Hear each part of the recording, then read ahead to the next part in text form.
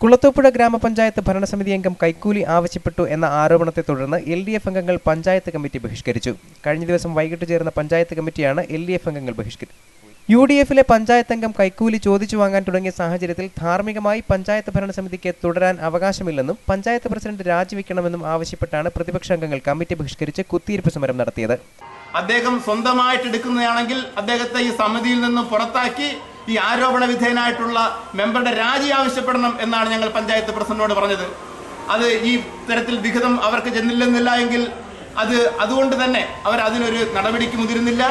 അതിന്റെ കാരണം കൊണ്ട് ഈ ആരോപണ വിധേയനായിട്ടുള്ള ഈ മെമ്പറെ മാറ്റി നിർത്തി സമഗ്രമായ ഒരു അന്വേഷണം നടത്തി ആരുടെയൊക്കെ പേരിലാണ്, ഏതൊക്കെ പഞ്ചായത്ത് മെമ്പർമാരാണ് ഇത്തരത്തിൽ അഴിമതി ഇദ്ദേഹം മേടിച്ചു കൊടുക്കുന്ന ഒരു ആർക്കൊക്കെയാണ് മേടിച്ചു കൊടുക്കുന്നത് എന്നുള്ളതിനെ സംബന്ധിച്ച് വളരെ വ്യക്തമായ ഒരു വ്യക്തത ഉണ്ടാകണം.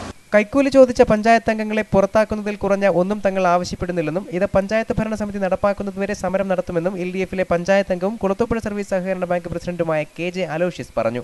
News bureau, Kulathupuzha.